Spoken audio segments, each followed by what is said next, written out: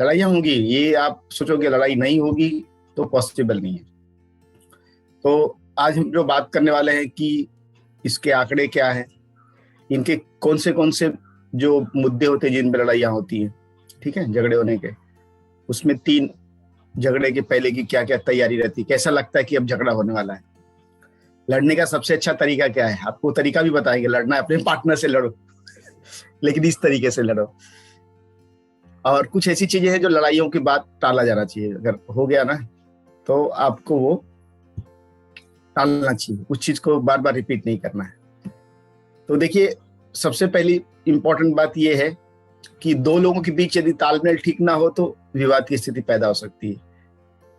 और यह बात कोई भी कपल हो, सबके लिए लागू होती है। बोलते हैं ना, सबकी जोड़ी बनाने वाला भगवान है और निभाते हम है। पहली बात कि जो हमारा स्वभाव होता है ना, दोनों का स्वभाव में थोड़ा फर्क होता है। हस्बैंड का स्वभाव अलग होता है, वाइफ का स्वभाव अलग होता है। तो हर एक कपल्स में है ये। ऐसा आप मत सोचो कि अरे ये मेरी वाइफ ऐसी है या मेरा हस्बैंड ऐसा है, ऐसा नहीं। ये ऐसा 100% में, 90% भी नहीं, 100% लोगों में लड़ाइयाँ होती हैं, ठीक है। तो आपको क्या करना है, लड़ाइयाँ तो होगी तो उसका तरीका ढूंढना पड़ेगा, क्या किया जाए। तो देखिए, आप आंकड़े देखेंगे तो आपको ये है झगड़ों के आंकड़े। सामान्यतः ये बोलते ना कि पारिवारिक मैटर को लेकर 48% लड़ाइयाँ होती हैं, कम्युनिकेशन 30% लड़ाइयाँ होती हैं, और फाइनेंशियल प्रॉब्लम को लेकर 15% होती है। 4% लड़ाइयाँ बच्चों के लिए और 3% दूसरे कारण होते हैं। ज्यादातर जो 3 कारण हैं, पारिवारिक चीजों को लेके हस्बैंड वाइफ लड़ते रहते हैं, कम्युनिकेशन गैप होता है, तुमने ये नहीं बोला, तुमने वो नहीं बोला, और जो फाइनेंशियल चीजें होती है ना, कि समय या तो पैसा नहीं दिया या तो जो चीज करना था वो नहीं किया, ये कारण है जिसकी वजह से लड़ाइयाँ हो रही हैं। तो क्या करना पड़ेगा इसके लिए, अगर लड़ाइयाँ हो रही हैं तो क्या करना पड़ेगा। थोड़ा थोड़ा हम लोग बीच में कुछ चीज अगर आप लोग चैट बॉक्स में डालेंगे तो बेटर रहेगा, ठीक है। तो ये बहुत सारी चीजें हैं, आपके गलत आदतें या आपका व्यवहार जो है वो झगड़े का सबसे बड़ा मुद्दा होता है। कभी कभी आप एक्सटेंडेड फैमिली में रहते हो, फैमिली बड़ी है, वो भी एक लड़ाई का कारण होता है, ठीक है। एक्स्ट्रा मैरिटल अफेयर होता है या फिजिकल रिलेशनशिप में भी प्रॉब्लम होता है, दोनों में से किसी का इंटरेस्ट नहीं होता, वो भी कारण होता है। एक दूसरे से कोई स्नेह नहीं होता है, ठीक है। समय कम होता है हस्बैंड के पास या वाइफ के पास, तो भी लड़ाइयाँ होती हैं। और बहुत सारे फाइनेंशियल प्रॉब्लम, जैसे कोई चीज में उलझ जाते हैं, ठीक है। खाने पीने के को लेके सबसे ज्यादा विवाद होता है। वाइफ बनाएगी, बोला तुम्हारा खाना बनाने का तरीका सही नहीं है, ये सब्जी सही नहीं है, तो ये नहीं सही है, वो सब चीजों के ऊपर भी होता है। खाने के पैटर्न को लेके ऊपर भी लड़ाई। धार्मिक मामलों के मामले में भी होता है, जैसे कोई पूजा करता है, कोई नहीं करता है, तो हस्बैंड या वाइफ बोलते हैं तुम तो पूजा ही नहीं करते हो।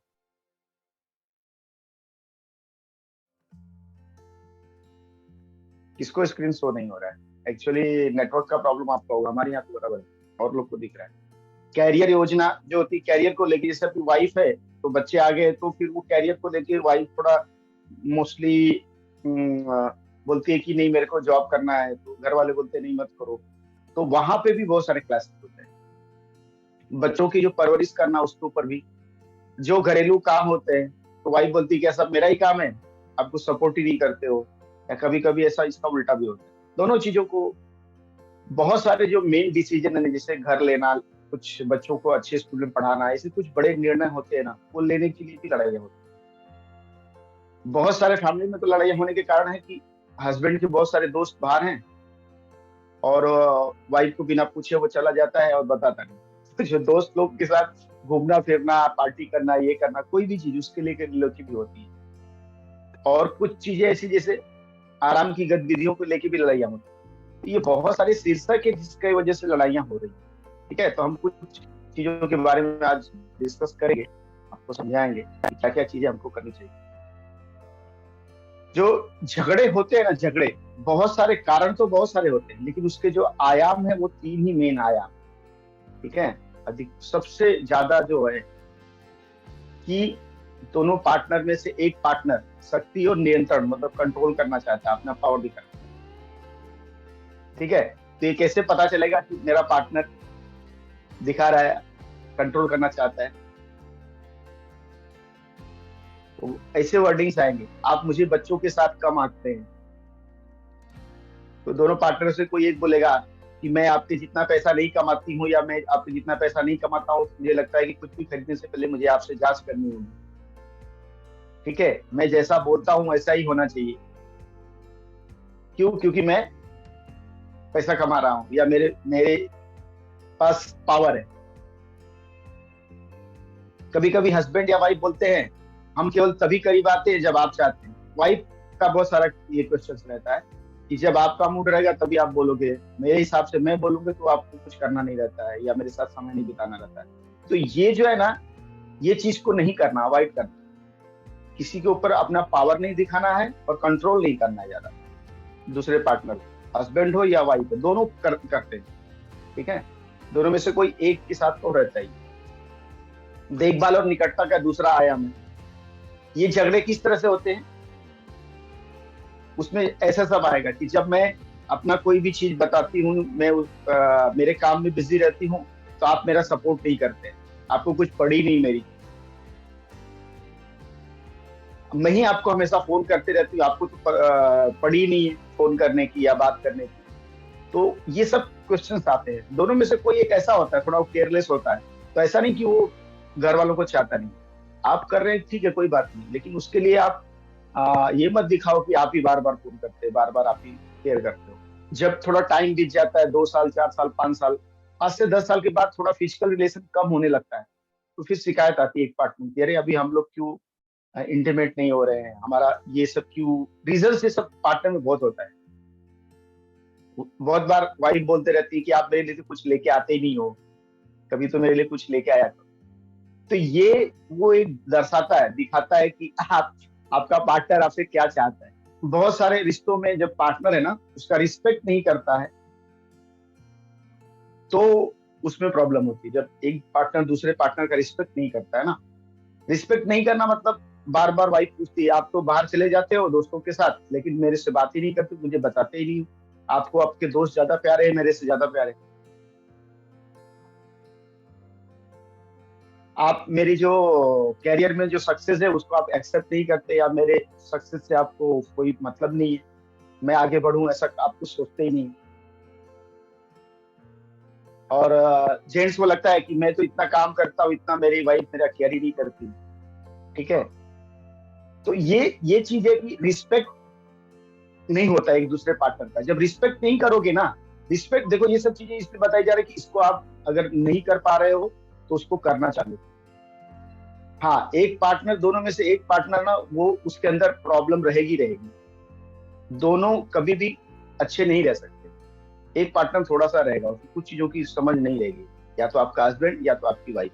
तो दूसरा उसको ना कंप्लीट करने के लिए बना है, ना कि उसको कम्पीट करने के लिए बना है। अगर आपको आपकी वाइफ में कुछ कमियां दिख रही है तो आप उसको फुलफिल कीजिए, आप उसको उसी तरह एक्सेप्ट कीजिए, ये ना कि उसको उसके पीछे पड़े। तो ये 3 चीजें अगर आप देखेंगे ना, तो ये आपके झगड़ों को रोकने में बहुत बड़ी भूमिका अदा करेगी। जब झगड़े होते हैं ना, तो बहुत सारे उसके स्टार्टिंग पता चलता है कि अब झगड़ा होने वाला है।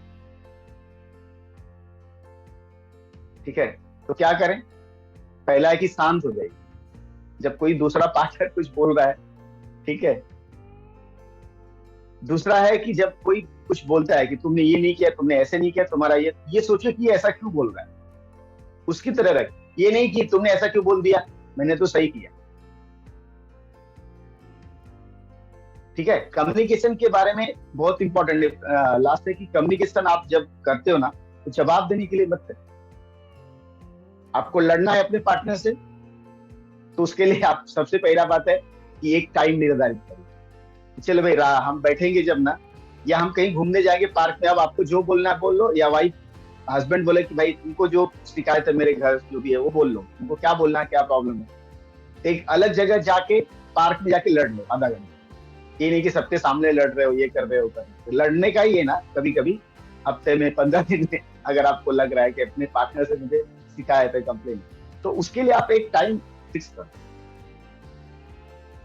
ठीक है, थोड़ा बाहर जाके। और कैसे बोलो, ये नहीं कि उससे लड़ाई कर रहे हो, उससे एक आप अनुरोध करो, शिकायत करने की बजाय अनुरोध करो कि भाई देखो ये चीज आप कर रहे हो, मुझे ये चीज ठीक नहीं लग रही, ऐसा नहीं है, मेरे को लगता है कि इस तरह से नहीं, इस तरह से होना चाहिए।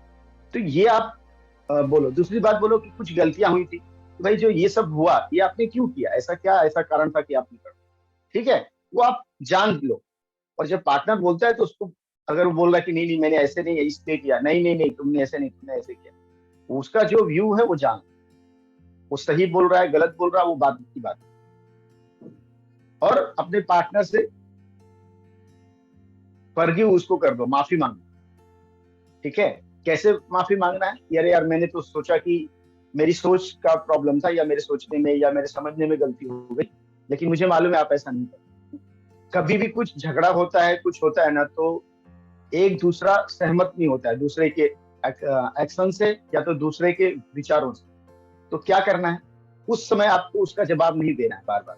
झगड़े बढ़ने का कारण यही है कि हम उसी समय रिप्लाई कर देते हैं। जब कोई चिल्ला रहा है ना, तो दूसरा को शांत हो जाता है, ठीक है, दूसरे को शांत हो जाते हैं। और शब्द जो है गलत हम इस्तेमाल करते हैं। जैसे अभी सामने वाला कुछ बोला, बोलेगा अरे आप तो पागल हैं, आपको तो मूर्ख हैं, आपको तो समझ में नहीं आता है।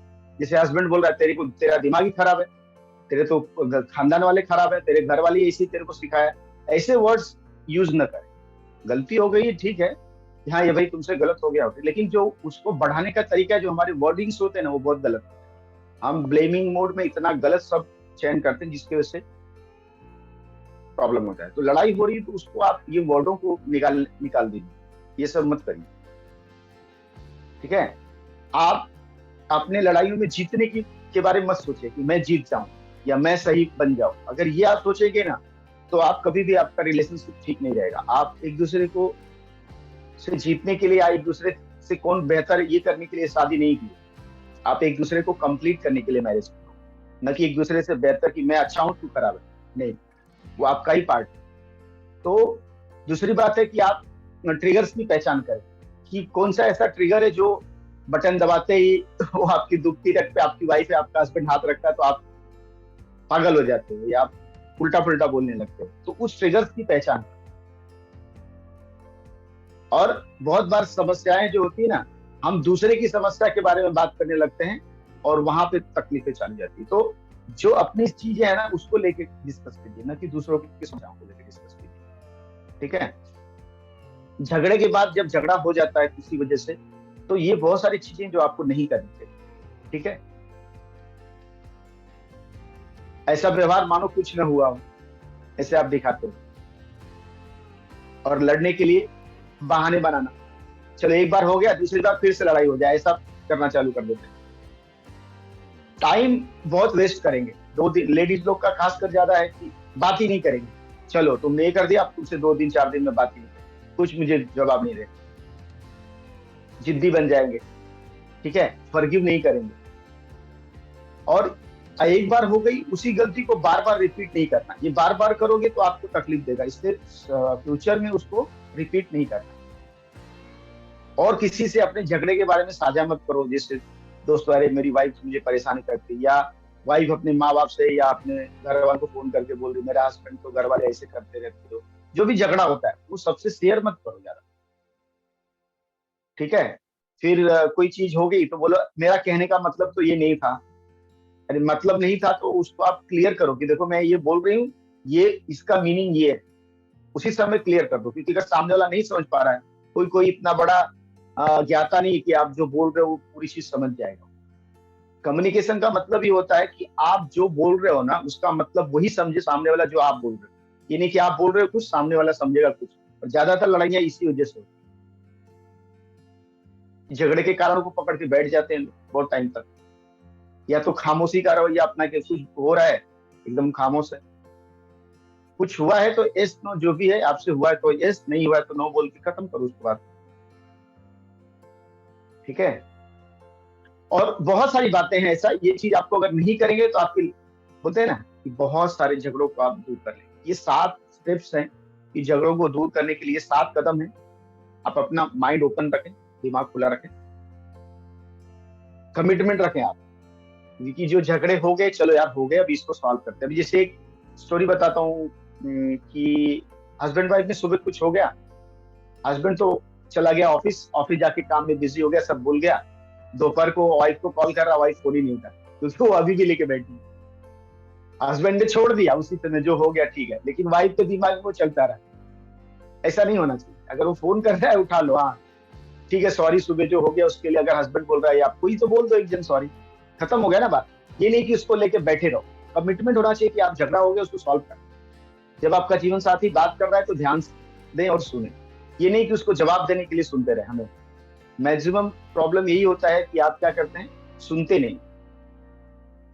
जो झगड़े हो रहे हैं उसका जड़ क्या है, किस चीज के ऊपर झगड़े हो रहे हैं, कौन सा कारण है। ठीक है, समस्या पर प्रहार करो, व्यक्ति पर नहीं। ये मैं कई बार आपको समझाया हूँ कि जब दोनों के बीच में प्रॉब्लम होती है, ये नहीं कि तू खराब है, किस वजह से हुआ, उस समस्या को सॉल्व करो। ठीक है, खाना टाइम पे नहीं मिला, खाना बना नहीं, या कुछ नहीं हुआ, तो वो क्या करें कि टाइम पे वो चीज हो जाए। ये नहीं कि वो तूने मेरी अपनी वाइफ पे चिल्लाए, तू तो बार बार लेट ही करती है, तेरे को तो समझ में नहीं आता, तेरे को खाना नहीं बनाने को आता।